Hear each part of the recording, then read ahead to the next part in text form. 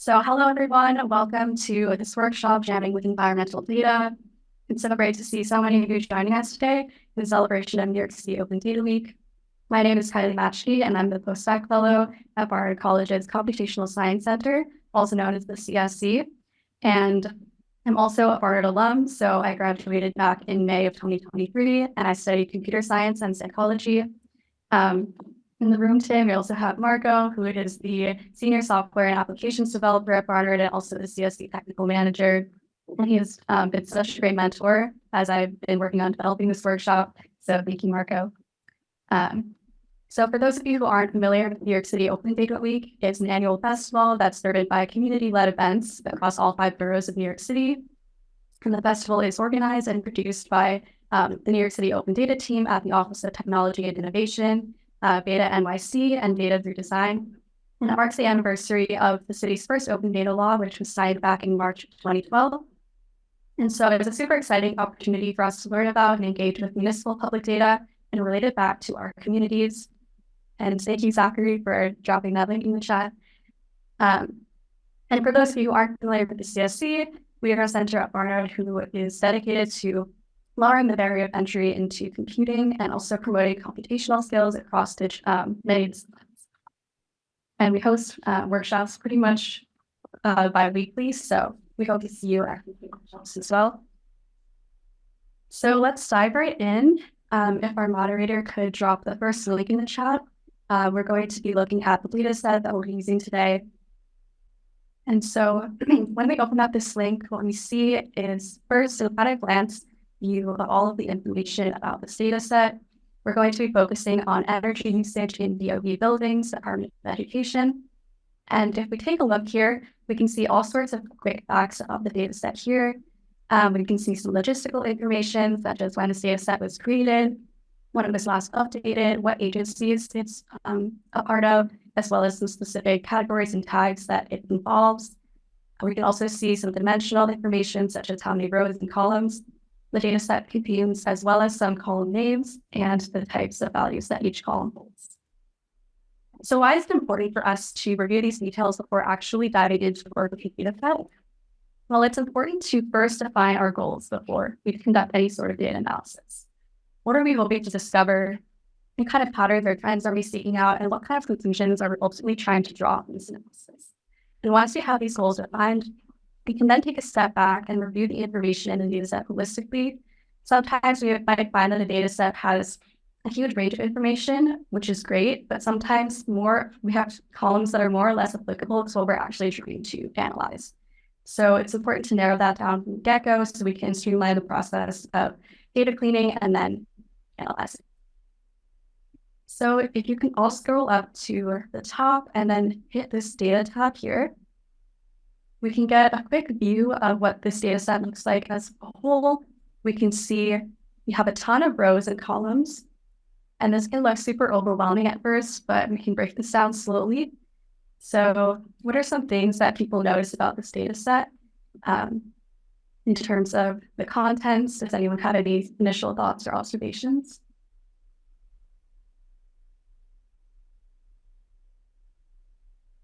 I think this data would benefit from some flattening, or not flattening, but being less horizontal. Yeah, it's definitely very column heavy. So in this data set, we pretty much have a bunch of buildings, DOE buildings, which are schools, listed out here. And we can notice that a bunch of the schools are actually repeated across columns. So we see this 512 school repeated over four rows, the 232 school repeated, and it goes on.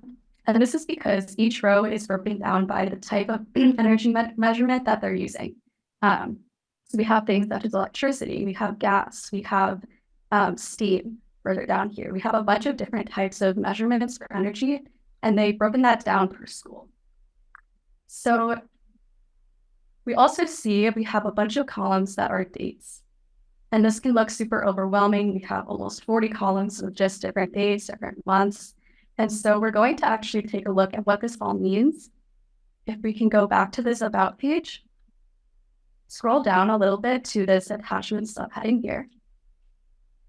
And then if we click on this Excel file, you should be able to bring up a page that looks like this. So this is the data dictionary that accompanies this data set. And this data dictionary is super helpful when trying to understand what information is being presented in the data set, especially with columns that have acronyms, such as some of the columns at the end of this data set. And so if we go through this data dictionary, we can kind of slowly start to build up a sense of what we're looking at and what information is being shown to us. So at first we saw all of those dates and we were like, what would these mean? If we take a look here, we can see that every cluster of 12 months, there's a new fiscal year defined. So we have fiscal year 2009 here, fiscal year 2010, fiscal year 2011, and fiscal year 2012. And once you notice this, it becomes a lot less scary to look at this data set. You see that it's really just 4 years worth of data broken up into this into monthly categories. Another thing you might notice is that there's a key up here for the boroughs. In the original data set, the borough is a column and each of the entries in that column is a number. And so this key right here tells us which numbers match to which boroughs. So this might be helpful if we're looking to find, sort, or visualize the data based on specific borough information or single borough energy use. So this data dictionary really just helps to shape the overall understanding of the data set contents and lets us see which parts of it may be more or less suitable for what we're trying to find today.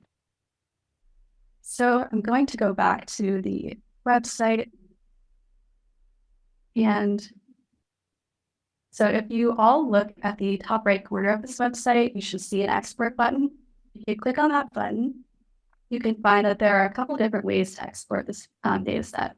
So the first way that I like to do it is if you're looking to export it to Excel, you can go to Download File, go to the drop-down menu, and then scroll down to CSV for Excel. CSV stands for comma separated values. So that basically is just a way to format data. Every value is separated by a comma, and every new line is a new record in the base. Your other option would be to use the API endpoint. You can think of this kind of as a channel for requesting things and receiving answers back. So kind of like if you have a TV remote and you press the on and off button you're requesting to turn it on, TV turns on. So we're going to be focusing on a JSON file format today. JSON is just another way to store and transmit data objects, and it uses human accessible text. So we can take a look at what that looks like with this URL. Yeah, so this is what the behind the scenes of a JSON file looks like. A lot of text you can see, but each kind of block here is a new record in the data set. We can see it starts with building and it ends with NTA. Okay. Does anyone have any questions before we pivot to the code portion?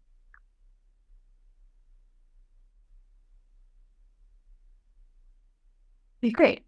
So if you could drop the second link in the chat for Google Colab. So we're going to be using Google Colab today to write and execute code in Python. And so for those of you who aren't familiar, you can click on the link that will be dropped in the chat, and then you can go to New Notebook down here. And it should pull up a page where you can follow along to the code.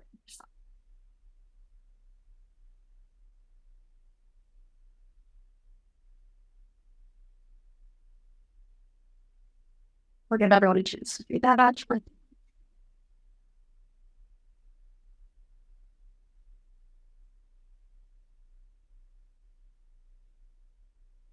Okay. So the first thing we're going to do is start by importing all of the libraries and modules that we'll need for this workshop. So in Google Colab, this isn't exactly necessary as a lot of these packages are already built into the system, but it's just good practice to start out with your code this way. So that way, if you're not coding in this platform, you just have everything ready for you as you code. So we're going to import requests first, which will help us fetch our data.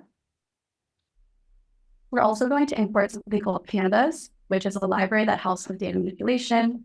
The reason we put as PD here, PD is basically a nickname. So we're going to be referencing pandas a lot throughout the workshop, and we don't want to type out the whole word every time, so we use PD as an abbreviation. We're also going to be importing matplotlib for our bar chart that we'll be making, as well as plotly.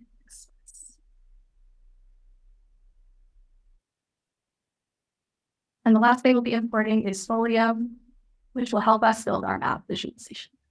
I think you got a typo in Fire. Pyplot. Thank you so much. And if you click this play button up here in the cell and nothing happens, that's a good sign. You don't want to have any errors. And we do have an error.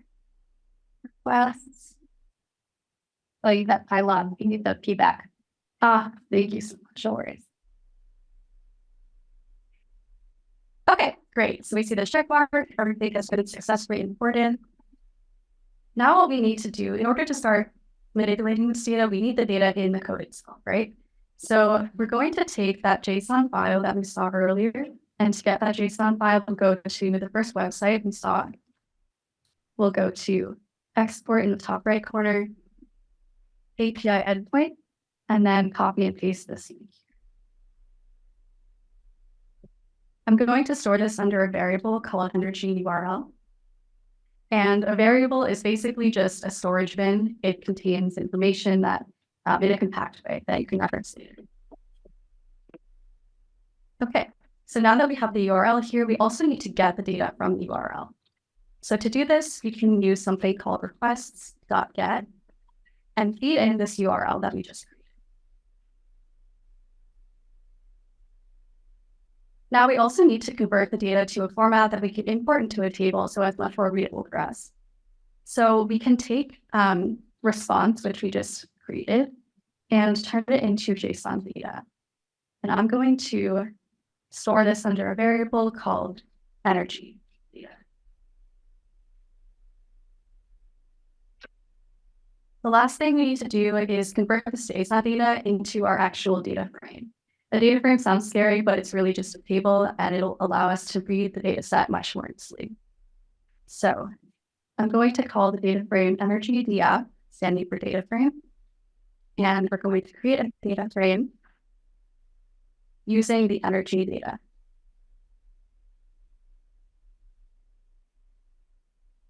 So once we've done all of this, we can then take energy df and run the cell to see what our data frame looks like.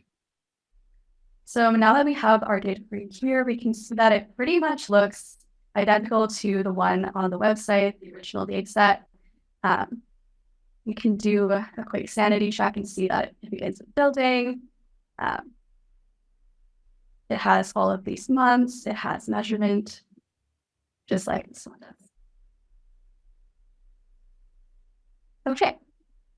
So now that we have our data frame in our code, let's get a full picture of all the columns that are part of this data frame.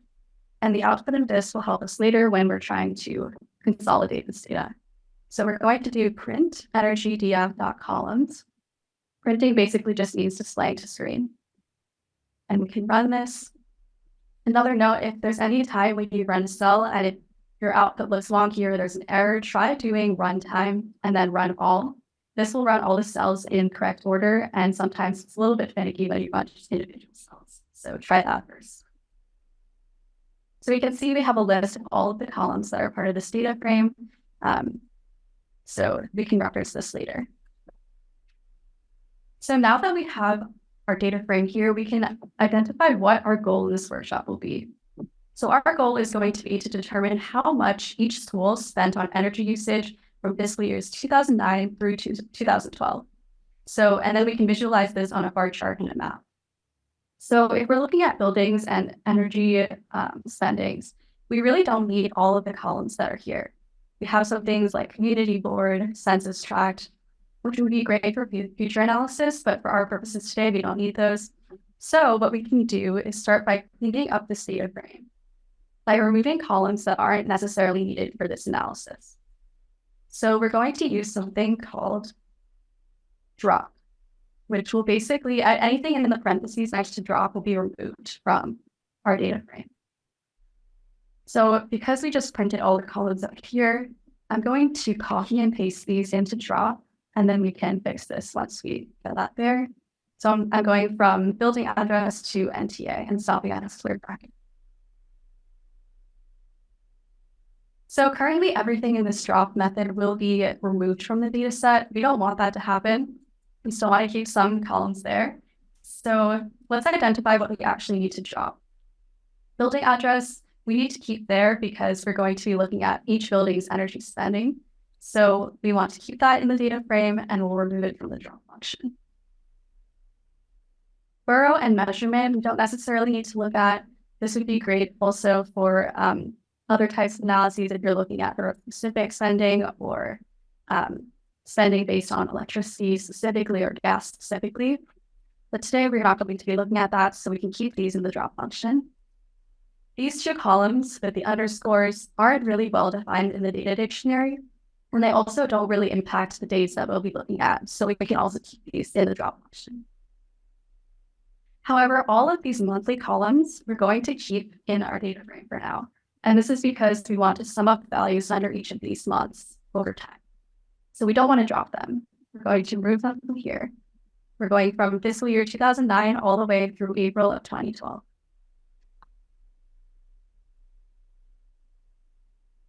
Okay. The last thing we want to remove from here are the latitude and longitude because we will be using these values to make a map later. So we don't want to drop those. And you should be left with something that looks like this, with borough, measurement, underscore 1 and 2, postcode, community board, council district, census tract, bin, BBL, and NTA. Okay, and let's see what our data frame looks like now after we've gotten rid of all those columns.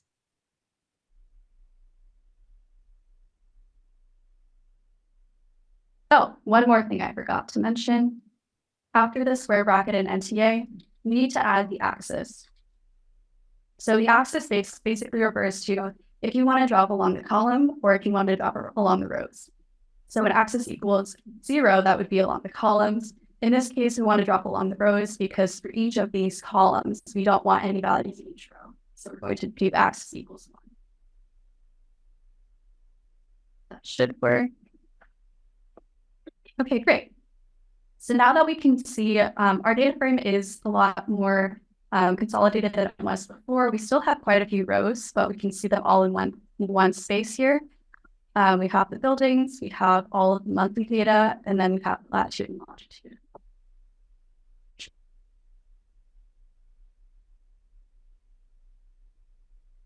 So now we need to consolidate this table even further by summing up the total energy costs of each fiscal year.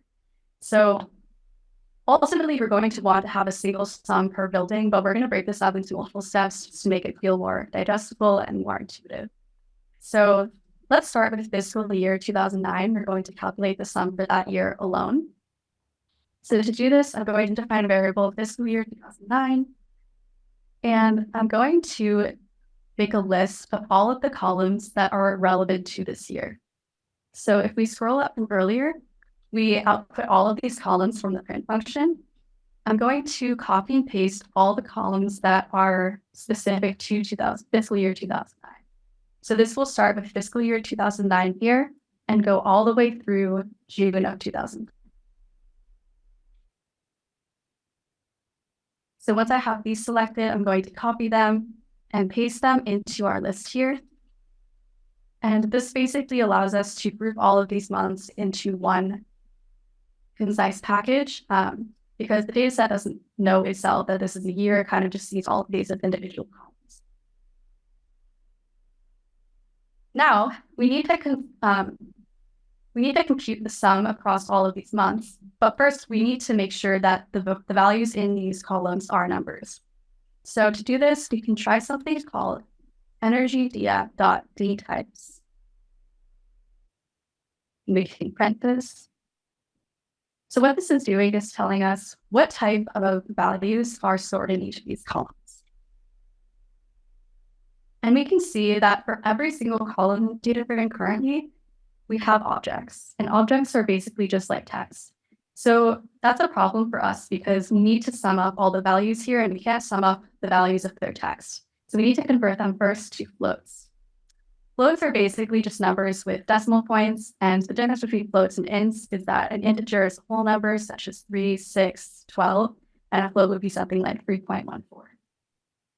So to convert them from text to floats, we're going to do energy df. We're going to select these specific columns that we defined earlier with FY 2009. Make sure you use square brackets there. And then we're going to convert all of these to floats by using as type float.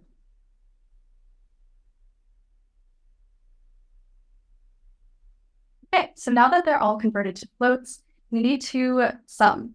So to do this, we're going to again select those specific columns with energy df at FY 2009. And we're going to sum using the sum method on axis 1. And again, axis equals 1 means we're summing along the rows. So this is holding our sum, and we want to store the sum in a new column of our data frame. So to define a new column of our data frame, we're going to do energy df, square brackets, and then we can type whatever title we like.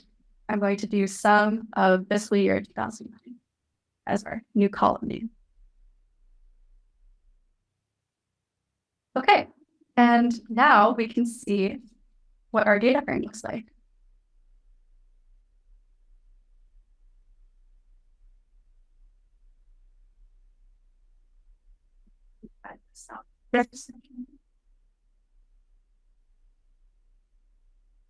Okay, so we see it pretty much looks the same as above, except we do have this last column here called sum of fiscal year 2009, and it contains all of the sums of that year's months for each row. Right, sorry, right, no worries. Dispatch from the babysitter. Okay, so that's great.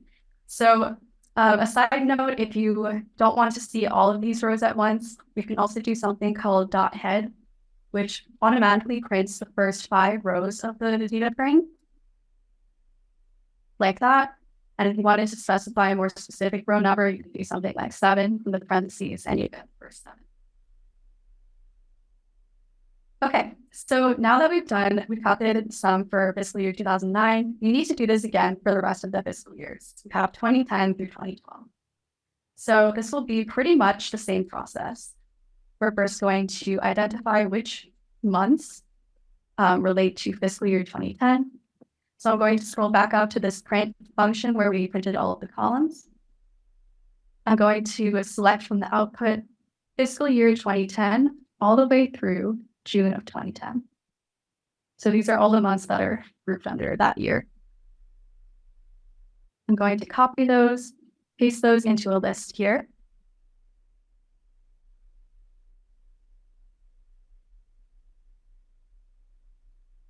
And then again, we need to make sure that all of these values are floats, not strings or text. So we're going to convert these again to floats. So we're going to select these specific columns from the data frame and set them to as type float.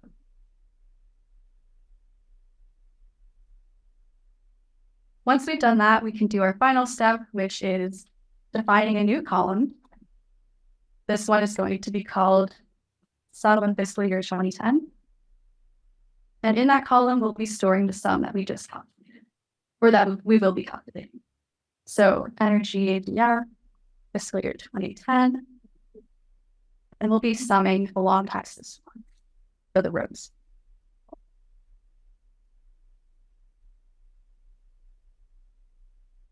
So that's our 2010. We can see what that looks like with me.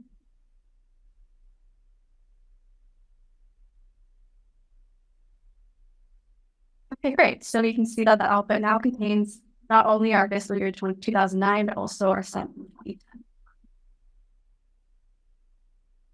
So let's continue on with 2011 and 2012. So it's going to be the same process. Again, grabbing those columns that are related to 2011. starting from fiscal year 2011 through June of 2011. I'm going to copy and paste this into a list here.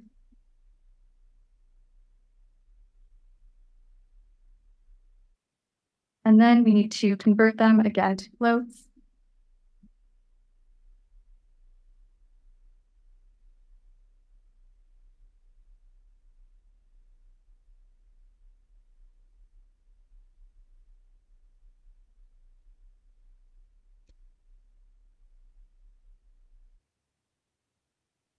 And finally, we can sum up those values and store them in a new column. We'll call this sum of fiscal year 2011.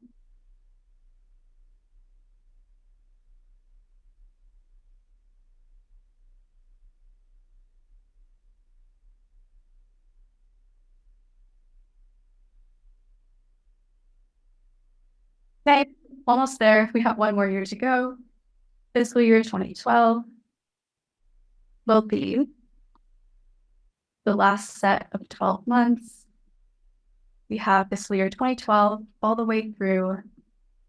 So this year, actually, it cuts off May and June. You can see the previous years contain May and June. I'm not exactly sure why they're doing this, but it doesn't really impact the end results. So we can still copy from fiscal year 2012 through April 2012.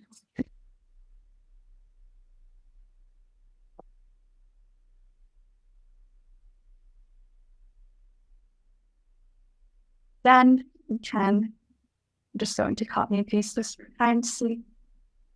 And then I'm going to change these variables from 2011 to match 2012.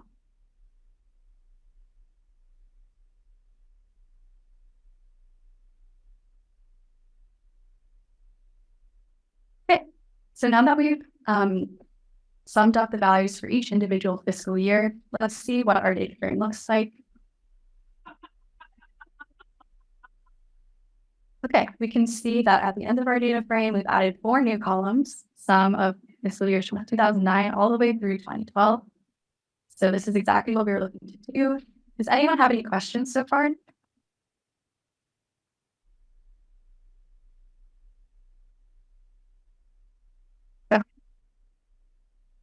So now that we've calculated the sums of each individual fiscal year, we don't really need all of these 40-something months as individual columns anymore. We've already consolidated their values.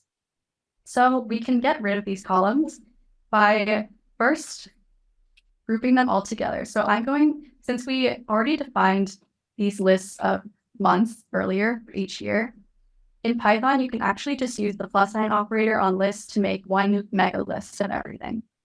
So I'm going to combine all of these previous years into a variable called all fiscal years. I'm just going to use the + operator to add up everything in these lists. And if we print what this looks like, you can see that the output is really just a long list of every single monthly column that's part of the data frame. So this is great because then we can easily get rid of these columns. So to do this, we can do something called drop. So we're going to drop all FY, which is this mega list here of every month. And we're going to do this along axis 1 because we're dropping along each row. So once we've done this, we can display our data frame again, and it should look a lot less scary. Okay, great. So now we have a much more consolidated data frame. We can see we have all our buildings listed here, their geographical information, and the 4 columns that we just calculated. So this is great if you want to see some information per each fiscal year and you wanted to do some analysis with each year independently. For the purposes of this workshop, we're going to continue consolidating this into an even bigger sum across all 4 years for each building. So this is going to look really similar to what we just did. We're going to define a new variable called sum of all fiscal years.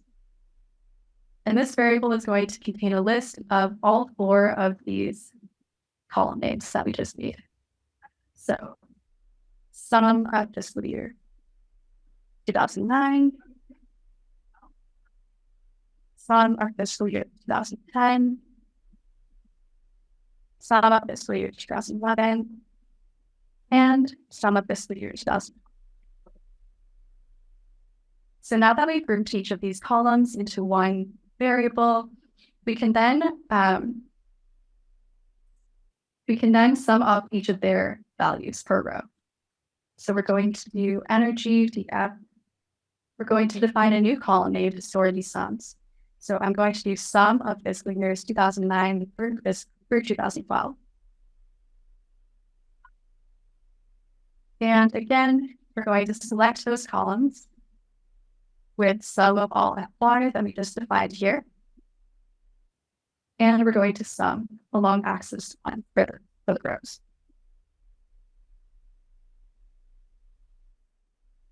Now that we've stored the sum in our new column, as we did earlier with the individual years, we can then just drop the individual fiscal year columns.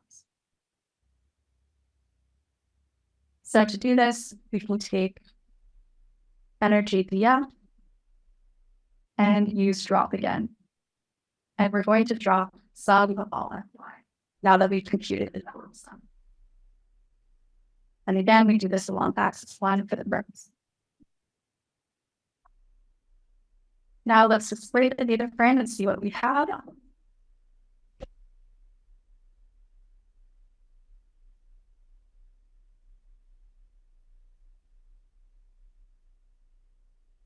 Okay, so everyone should come a data frame that looks somewhat like this.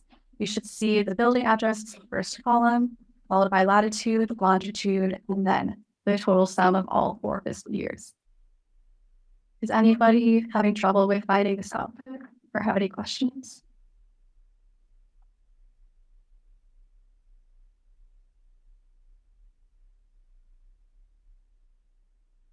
Okay, so now we see that we're getting really close to our goal of finding the total sum per building.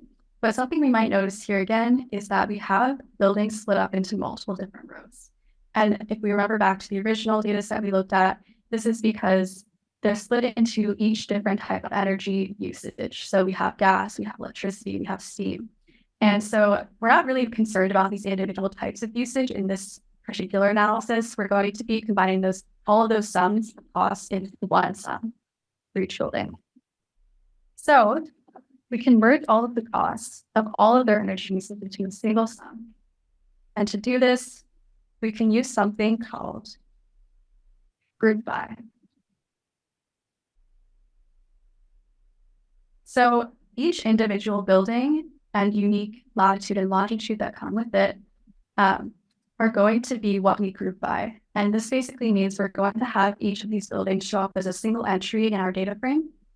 And when we group by a building latitude and longitude, we're going to see, okay, for the sum column, we have a bunch of different numbers competing for that value in that column. So what do we do with that? We're going to sum all of those together. So we're essentially going to take each type of energy usage costs and sum them together for each building. So we're going to group by building address, latitude, and longitude. And then we're going to sum up everything in the sum column for each building.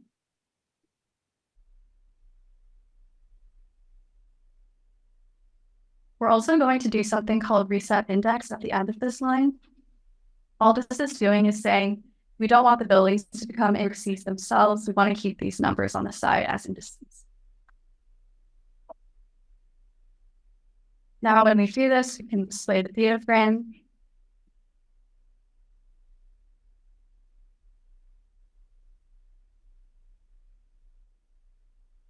Okay, great. So we can see that after grouping by the building and latitude and longitude, each building only shows up once in our records.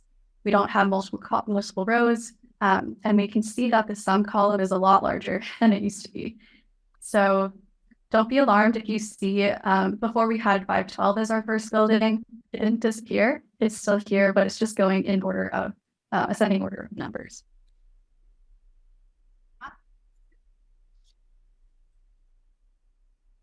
Okay, So now comes the fun part, our visualizations.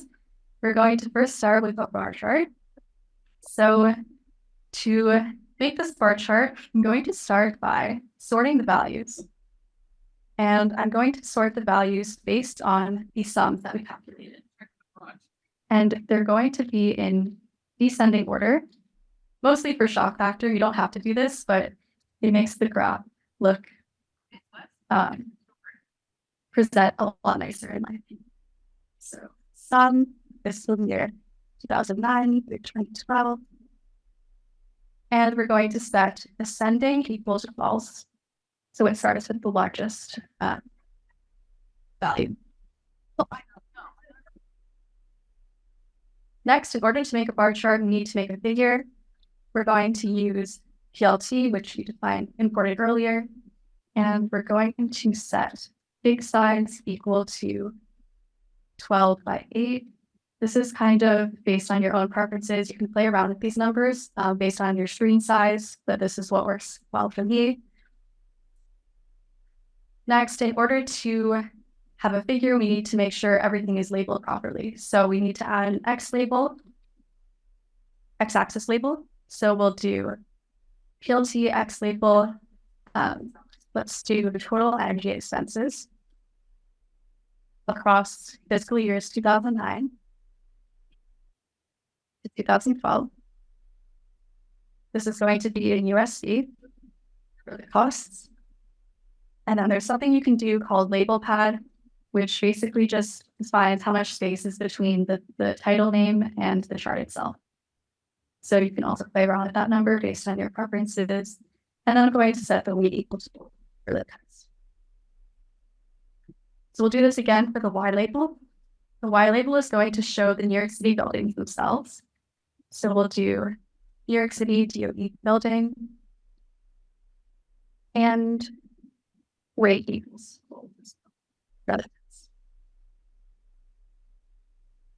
Finally, we also need to have a title for this chart. So we'll be defining a title. We can do something like New York City DOE buildings. Yeah. Building energy, total energy expenses.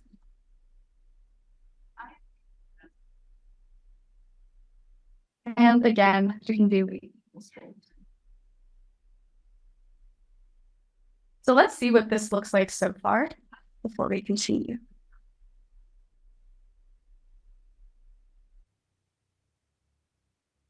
Okay, great. So we have a blank bar chart, and we have all of our axes labeled as well as our title. So we need to fill in this bar chart with information. What do bar charts need? We need bars. So we're going to define some bars. And this chart, we're going to do horizontal bars. So we'll do PLT bar each. The first thing we need to define is what each bar will represent. So we're going to need one bar for every single building. So the first thing we feed in is the building address. And then what do we want the sides of the bars to correlate to? We want those to be the sums that each building spent over those 4 years. So we're going to feed in the sum of fiscal year 2009 to 2012. And finally, we need a color for the bars. So you can really customize this to your preference. I like sky blue. Make sure to have no space there for sky.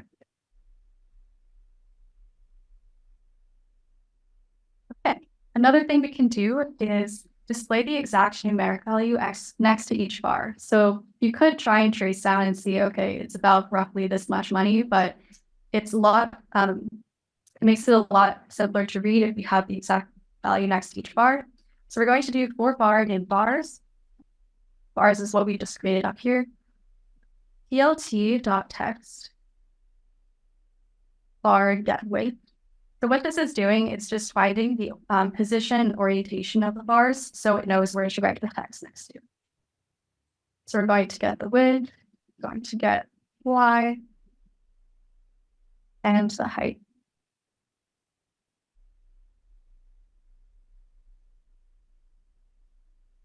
And what this part is doing down here is we're saying all of the numbers are pretty long and they don't have commas in them. So we're going to add commas every 3 digits for readability. And we're going to do some formatting.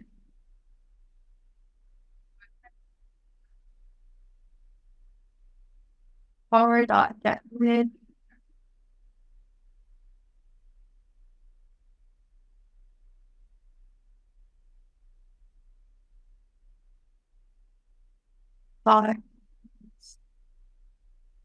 Some trim. And you don't really need to be too concerned with the syntax here. This is really just up to preference if you aesthetically for displaying these exact values. Okay, let's see what this looks like.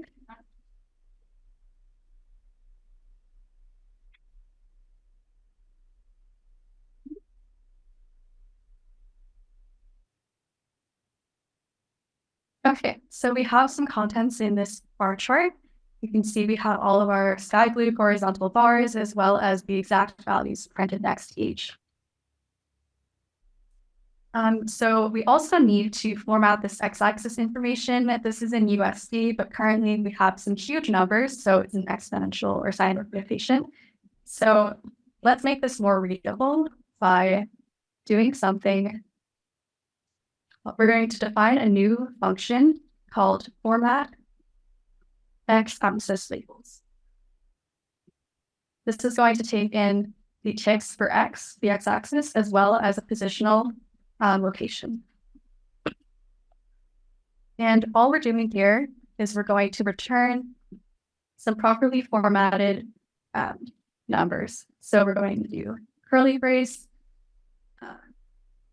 just as we did earlier, dot format, and then int. And then we're going to call this function in the next line. We're going to get current axes, GCA, and specifically isolate the x-axis.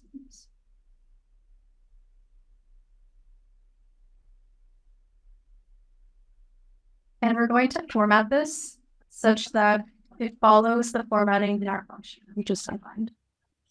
And this is just adding commas to the numbers. Make sure when you're typing this func formatter to capitalize both F's. Hi. And we're going to feed in the function we just defined. Okay, so we should have these 3 lines now. All this is doing is turning these values down here on the x-axis into readable numbers.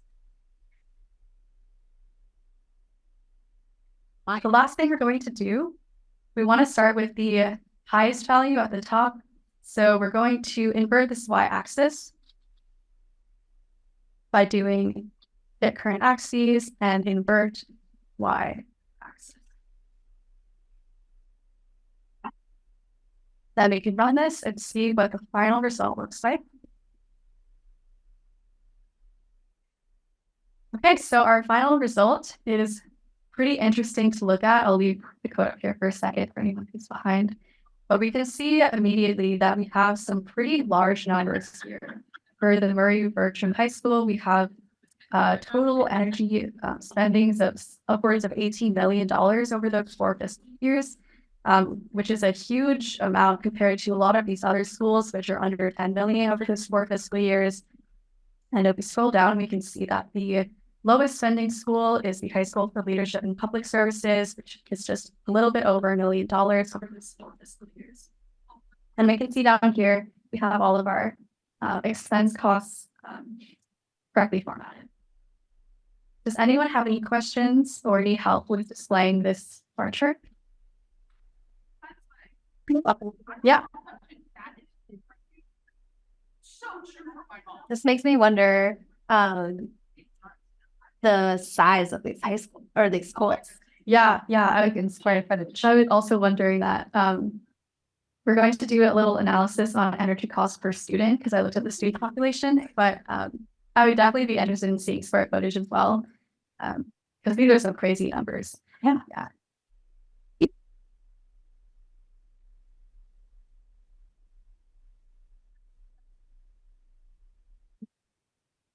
Go Rush.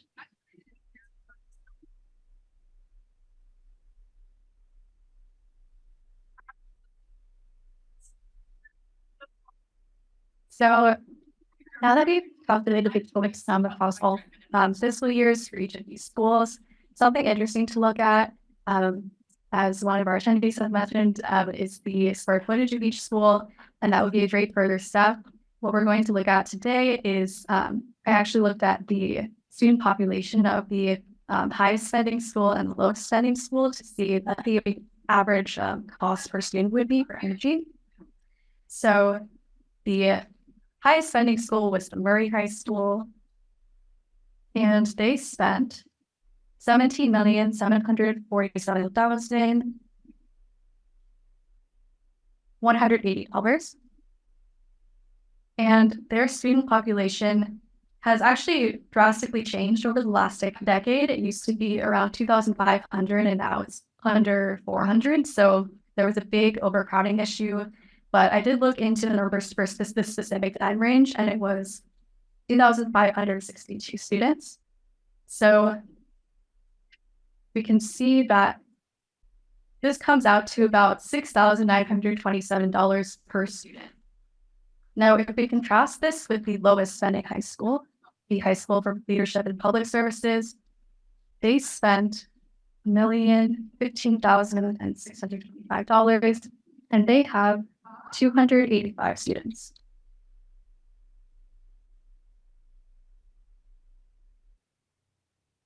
So if we look at this, we can see that they're spending around $3,500 per student, and that's almost half of what the highest spending school is spending per student. So really interesting to think about. Again, further analysis could include the size of the school. Maybe if you're interested in the borough-specific analysis, that would be really cool too. Okay, so that is our bar chart visualization. And what we've all been waiting for, the map visualization, is next. So to do this, we first need to look at our latitude and longitude. That's why we have those values in the data frame from the beginning. So we're going to take the latitude, and we want these values to be numeric values because they're currently sitting as text values. So we're just going to use something called PV to numeric. And we're going to convert the latitude and longitude to numeric values. I'm also including something here called errors equals covers. You don't really have to worry about this, or this is just to avoid some warnings that may pop up and they'll really impact the workshop for our purposes. So this is for latitude. I'm going to copy and paste this and then change this to longitude because they're doing it in our book. I have a question. Why do you use the pandas function to numeric for this as opposed to as type looked like above? That's a good question.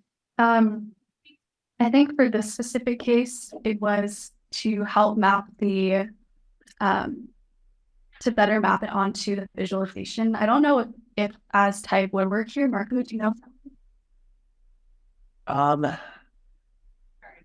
Not sure. Yeah, that's a good question. I'll look into that and get back to you. And so now that we have the latitude and longitude converted into numeric values, we need to tell the map where we want this map to be located. So we're going to determine a map center. And to determine this map center, we're just going to take the mean value of all latitudes and longitudes.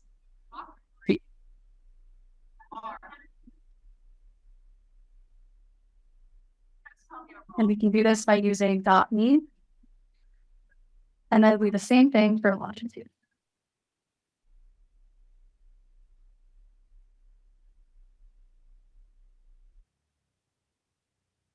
So this line should give us a general idea of where the map should be or show. Now we can create the actual map. So we can define a map using Folium, which is the library we imported at the very beginning. We're going to make sure you use a capital M here for map after the word Folium. And then we're going to set the location to the map center we just defined in the line above. Map center. And we also need to define a zoom start. This is also up to preference. 12 looks about right for my screen.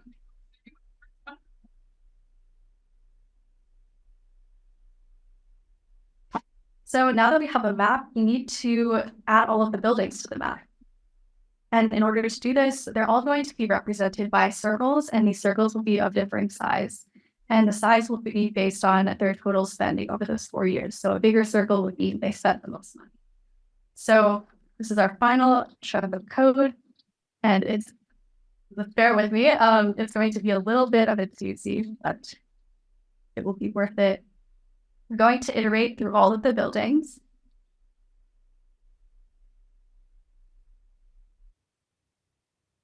And we're going to use Folium again to create these circles. Make sure to capitalize circle and capitalize marker.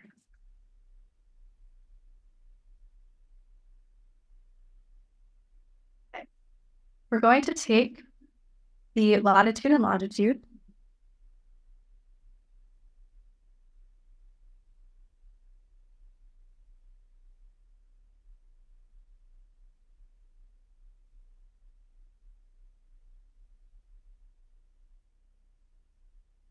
At this point, you should have 2 square brackets here. Put a comma after the second one. We're going to start a new line, and we're going to set the radius of these circles. And to do this, we're just going to divide the total sum by the max of all sums for each row.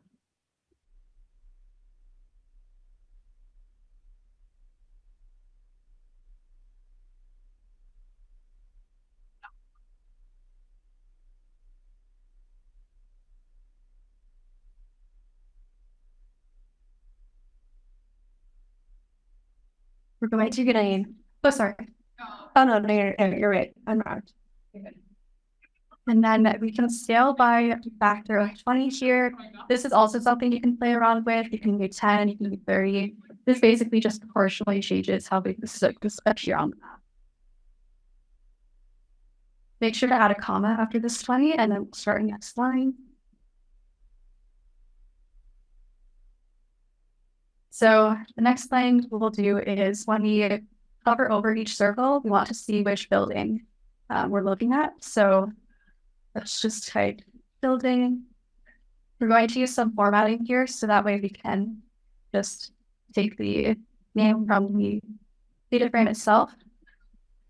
We're going to display the building as well as the total energy cost that building spent.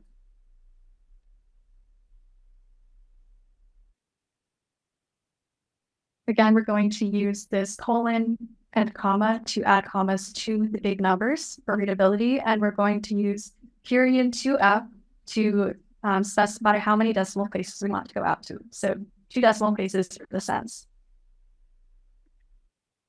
After this quotation mark, we're going to do dot format, and then we're going to feed in exactly the building address and the sums.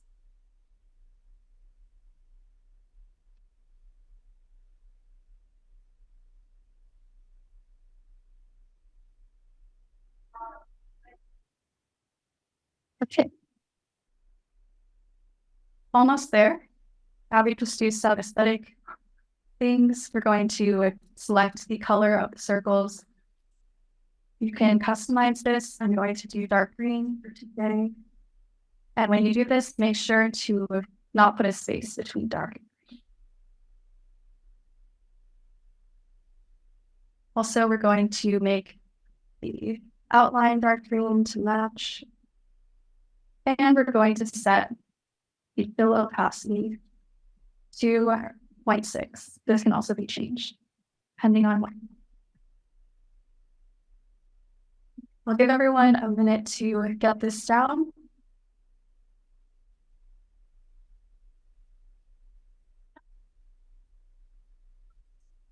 Oh,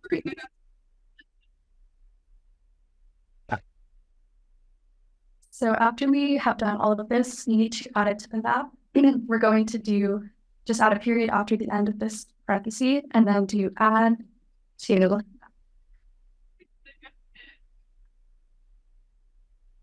And after all of this, we can display the map. So if we run this cell, we should see something that looks like this. So we have just created a map that centers around their city. We can see all of our different buildings are represented here by different sized circles.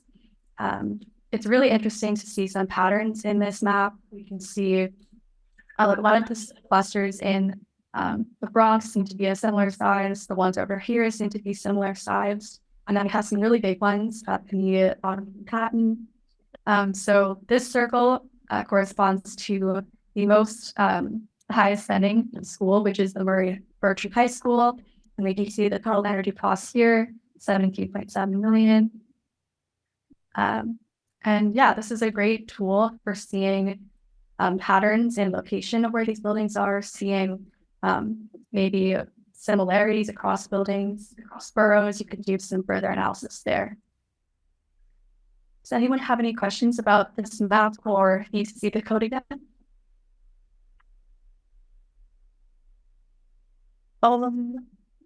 There is a question in the chat.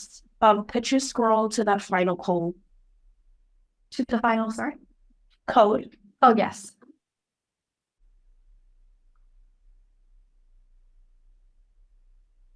Okay.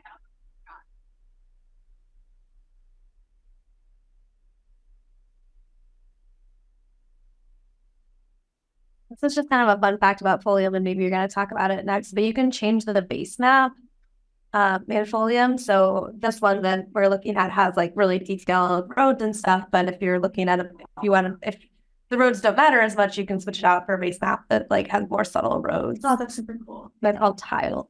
I'm looking for it in the Folium. Okay, yeah.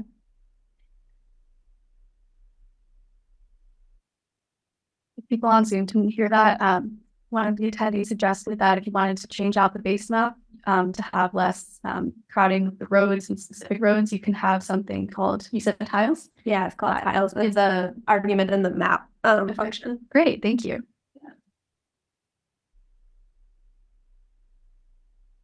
Okay, so we made our visualizations. Congratulations. We're going to now pivot over to ChatGPT to see if we can garner some further thoughts about what we found here. And I'm going to be using ChatGPT 4 for this demonstration, but for those of you who don't have ChatGPT 4, you can just feel free to follow along.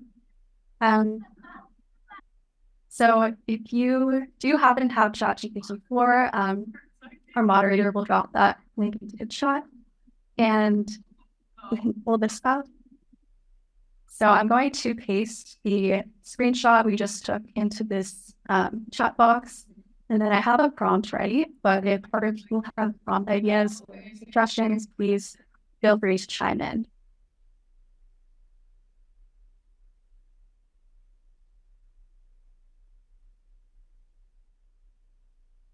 I'm going to read you the prompts that I have. This screenshot shows a map with circles that represent New York City schools. The size of the schools positively correlates to the amount they spend on energy in larger circles means higher spending. What are some meanings that we can extrapolate from this map, and how can we use the final on this map to inform our decisions in the future? So let's see what ChatGPT has to say. And I think ChatGPT is a great tool not only for determining technical things, executing technical ideas, but also seeing if we can prod it for meaning beyond just the numbers. So it's noting some geographical trends. It's suggesting that some buildings might have less efficient energy use if they are older buildings, older architecture infrastructure. They're also talking about some things we can consider, such as energy efficiency initiatives, looking to reduce energy use over time, budget allocation, using renewable energy opportunities for option, such as solar panels. So just a great tool to see how we can extend what we found into further action in real life. Does anyone have any suggestions or requests for further prompting? What?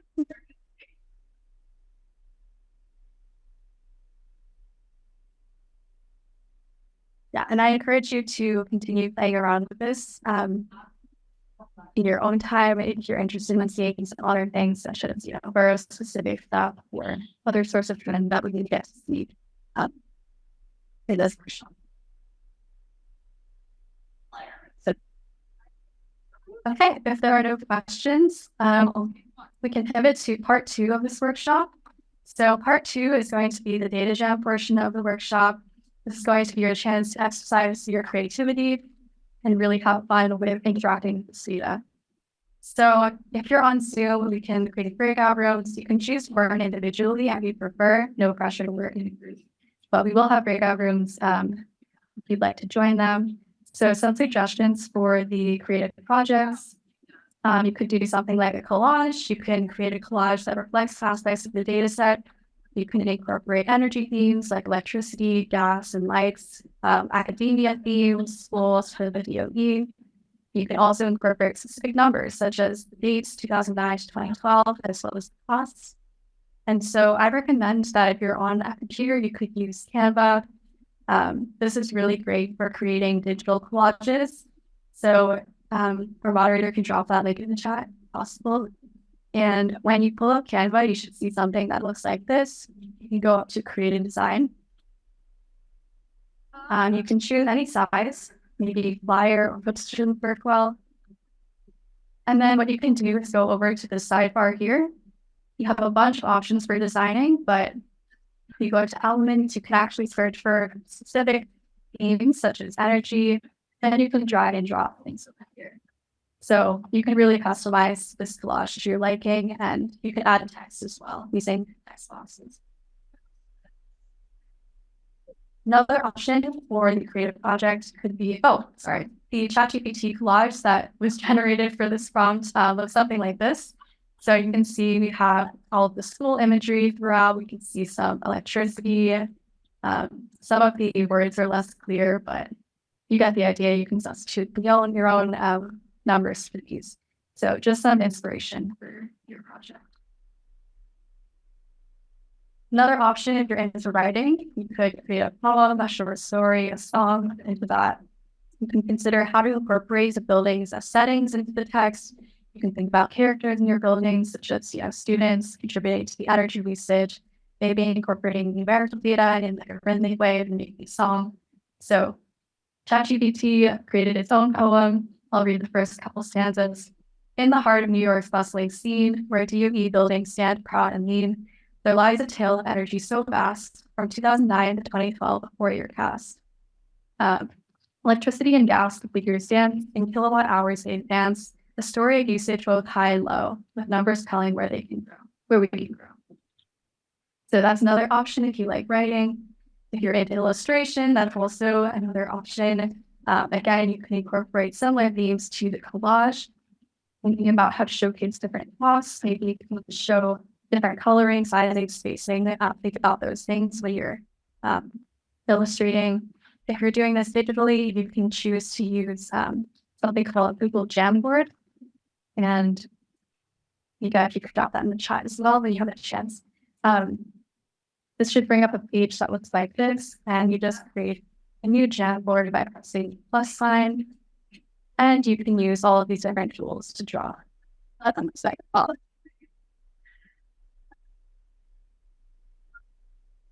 And finally, if none of these options speak to you, you can also go your own way and create your own mini project.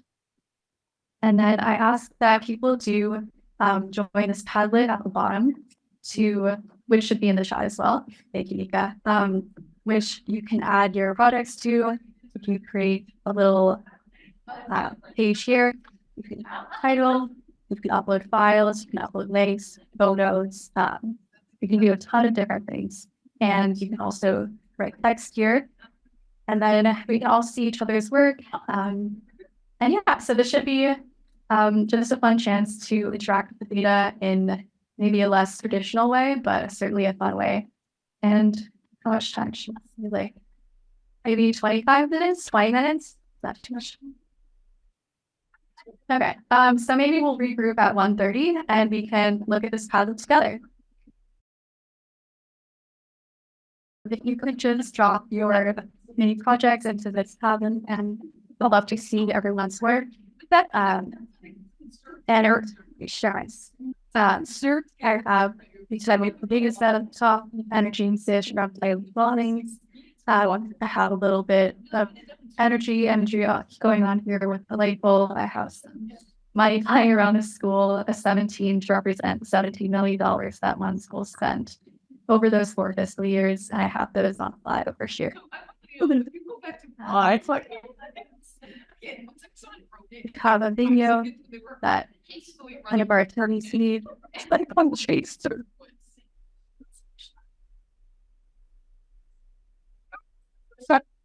My main writing the person about tax, but yeah. And I told the guy that's got shot. And then like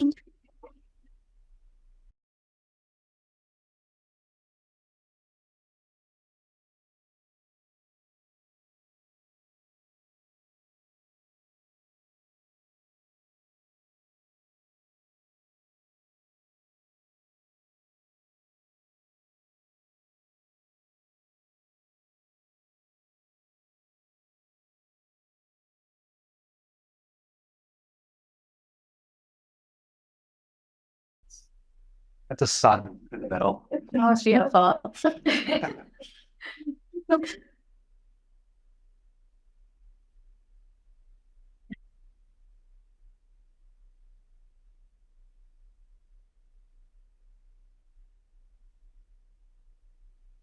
I feel like this is a really like Dada-esque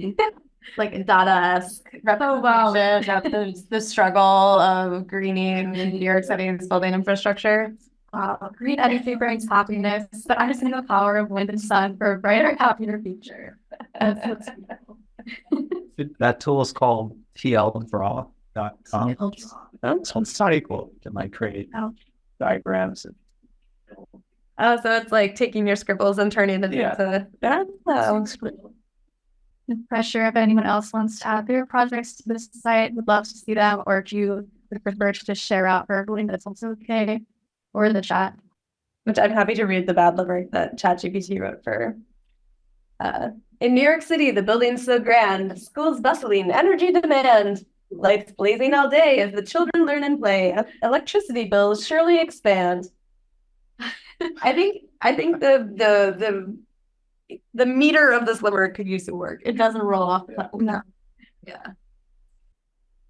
Okay. Well, if nobody else wants to share, that's totally fine. So I guess we can conclude with some final things. So the goals of this event really were to understand the value of personal investigation and data analysis, learn how to use data to create visualizations, and also consider how we can break past the boundaries of what is considered what data visualization should look like or what data should look like. So my hope is that all of you leave here today feeling that data isn't as scary as it might seem at first. There's a space for everyone to interact with it, no matter your technical skill or background. And I really hope that everyone takes the analysis that we explored in this workshop even further, and you can share your new findings. And yeah, if people have workshop feedback, we'll also add a link in the chat to our forum. The CSD, again, hosts workshops every 2 weeks or so. So we'd love to see you at future events. And if anyone has any questions, I'll be sticking around in the chat. And thank you all for coming today.